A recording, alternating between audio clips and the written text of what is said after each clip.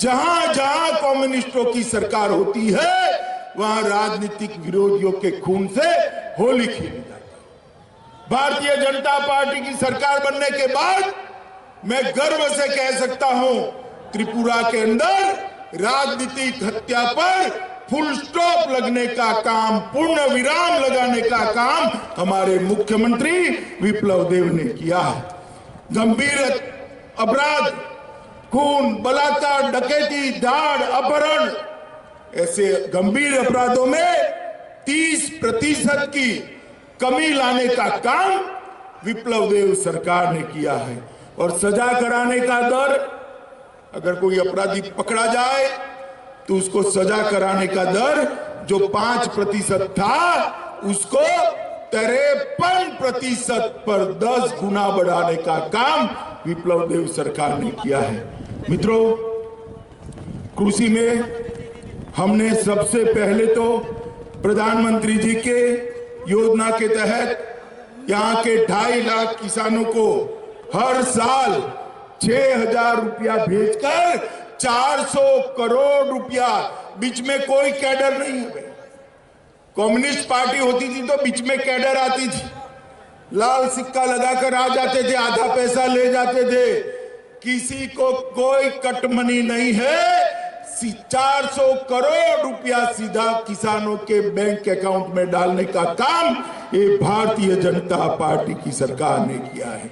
42,000 किसानों का 72,000 matric ton धान, 130 करोड़ रुपए का विप्लव देव सरकार ने एमएसपी पर खरीदा है। और मुख्यमंत्री सुनिश्चित सिंचाई कार्यक्रम के तहत 65,000 हेक्टेयर भूमि को सिंचाई करने का काम हमने कहा है। और यहां से कटहल, अनानास, सुपारी, खट्टे और अदरक का एक्सपोर्ट करने का काम भी किया है। और अगरबत्ती के लिए एक ब्लॉक भी बनाया है। माताओं, भाइयों, बहनों, गरीबों के लिए हर घर में बिजली, हर घर में शौचालय, हर गरीब को 5 लाख तक का प्रधानमंत्री आयुष्मान भारत योजना का कार्ड देने का काम किया है। और विप्लव देव जी ने प्रधानमंत्री जी को प्रधानमंत्री आवास योजना के लिए बात करी। सिर्फ त्रिपुरा के लिए क्राइटेरिया बदला गया और 2.5 लाख लोगों को प्रधानमंत्री आवास योजना का फायदा पहुंचाने का काम ये भारतीय जनता पार्टी की सरकार ने। यहीं के नेता और उप मुख्यमंत्री जिष्णुदेव बर्मन जी, हमारे प्रभारी भारतीय जनता पार्टी के और सांसद विनोद सोनकर जी, यहां पर उपस्थित त्रिपुरा सरकार के मंत्रीगण और आज यहां पर इतनी बड़ी संख्या में आए हुए प्यारे भाइयों, बहनों, माताओं और मेरे जिगर के टुकड़े जैसे युवा मित्रों, सबसे पहले तो मैं बहुत समय के बाद त्रिपुरा आया हूं, कुछ समय के बाद फिर से आने वाला हूं। मैं आपको भरोसा देकर जाता हूं कि हम फिर से चुनाव में आएंगे। उसके पहले घोषणा पत्र का एक वादा पूरा कर आएंगे मित्रों, एक वादा पूरा कर, और फिर आपके आशीर्वाद मांगेंगे। अंत में फिर से एक बार मां त्रिपुरा सुंदरी के चरणों में प्रणाम कर आप सबका धन्यवाद करता हूं। मेरे साथ दोनों हाथ उठाइए, आप लोग उठाइए दोनों हाथ और त्रिपुरा के विकास के संकल्प की मुट्ठी बींचिए और प्रचंड आवाज से बोलिए, भारत माता की, भारत माता की, वंदे वंदे वंदे। बोलिए, भारत माता की। अरे भाई क्या हो गया अगरतला वालों की आवाज को? मैं बहुत समय के बाद आया हूं, मोदी जी तक आवाज जानी चाहिए, उनको मालूम पड़ना चाहिए इनके नेतृत्व में जो सरकार बनी, इसके आज 4 साल समाप्त हो रहे हैं, इनको मालूम पड़ना चाहिए। मेरे साथ दोनों हाथ उठाइए, अंत तक सभी लोग दोनों हाथ उठाइए।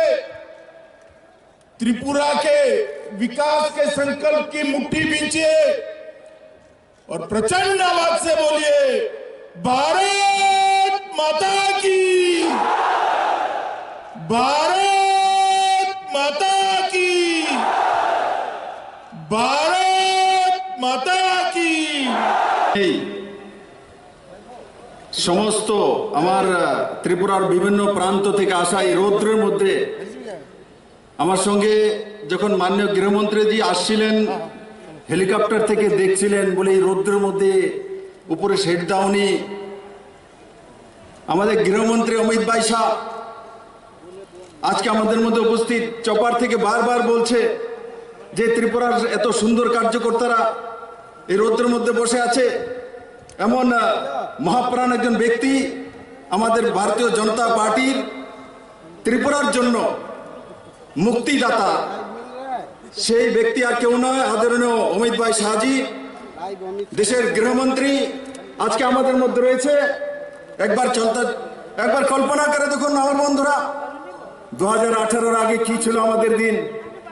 আজকে আমরা স্বাধীনতা পেয়েছি, আমরা শান্তি পেয়েছি, আমরা সিকিউরিটি পেয়েছি, আমরা আর্থিকভাবে স্বনির্ভর হওয়ার পথ পেয়েছি। মাননীয় প্রধানমন্ত্রী নরেন্দ্র ভাই মোদীর নেতৃত্বে ত্রিপুরাকে নতুন দিশায় চলছে বন্ধুরা। আজকে মাননীয় গৃহমন্ত্রীজি আমাদের সামনে রয়েছেন। আমাকে অনেক সময় আপনারা বলেন মুক্তির দাতা, আসলে কি আমি মুক্তির দাতা? আসলে মুক্তির দাতা অমিত ভাই শাহজি, তৎকালীন ভারতীয় জনতা পার্টির প্রেসিডেন্ট। যদি অমিত ভাই শাহ না হতেন তো 25 বছর কংগ্রেস থেকে সিপিএম এবং কংগ্রেসের মিলিভগতের রাজনীতি ছিল ত্রিপুরাতে, কোনোদিন ত্রিপুরার মানুষ মুক্তি পেত না। আজকে ত্রিপুরার মানুষ উন্নয়নের রাস্তা দেখেছে, তো কার জন্য দেখেছে? অমিত ভাই নেতৃত্বে ভারতীয় জনতা পার্টি 1.5% থেকে 0 থেকে ভারতীয় জনতা পার্টির সরকার হয়েছে বন্ধু। আজকে স্বাধীনভাবে বলার চলার সাহস আমরা পেয়েছি। তাই আমি আমার বক্তব্য না বাড়িয়ে মাননীয় গৃহমন্ত্রীজির মুখে ত্রিপুরার কার্যকর্তার জন্য এবং ত্রিপুরার যে উন্নয়ন লাগাতার মাননীয় প্রধানমন্ত্রীজির নেতৃত্বে চলছে, তার জন্য ওনাকে আমি স্বাগত জানাবো উনি বক্তব্য রাখার জন্য। সবাইকে অনেক অনেক ধন্যবাদ। सभी से क्षमा प्रार्थी हूं, इस चिलचिलाती धूप में ऊपर कोई व्यवस्था नहीं करी है, धूप सीधी आपके सर पर आ रही, मगर मैं हेलीकॉप्टर से देखता था और एक खींचो खींच इतने बड़े मैदान में चींटी को भी आने की जगह न मिले, इतनी बड़ी संख्या में आप लोग भारतीय जनता पार्टी के लिए आए हैं। मैं आप सभी का स्वागत भी करता हूं, धन्यवाद भी करता हूं। मित्रों, आज सबसे पहले मैं अभी मां त्रिपुरा सुंदरी का दर्शन कर आया, प्रणाम कर आया। मैं जब भी त्रिपुरा आया हूं, मां को मैंने नए स्वरूप में देखा है और हमेशा मां से ऊर्जा प्राप्त कर त्रिपुरा से वापिस जाता हूं। आज मैं त्रिपुरा सुंदरी जी को, इस धरती की अधियात्री देवी को प्रणाम कर मेरी बात की शुरुआत करना चाहता हूं। उन्नकोटि शिवलिंग को भी मैं प्रणाम करता हूं और जब मैं यहां आया हूं तब माणिक्य वंश के सम्राटों के प्रताप से लेकर आज तक जिन्होंने त्रिपुरा को बड़ी मजबूती दी है, ऐसे हमारे राजा साहब को भी याद कर मैं प्रणाम करने की बात करता हूं। मित्रों, ये वर्ष भारत का आजादी का अमृत महोत्सव, 75 साल हो गए हमारी आजादी को, और इसके साथ साथ हमारे खूबसूरत त्रिपुरा को भी बने हुए 50 साल हो गए। त्रिपुरा का भी ये 50 साल है। 50 साल के अंदर 25 साल तक कम्युनिस्टों ने इस त्रिपुरा पर राज किया, और मुझे याद है 2015 में मैं यहां आया, माताएं बैठी है। त्रिपुरा प्रशासन में नौकरियों में 33% रिजर्वेशन माताओं को मिलने वाला है।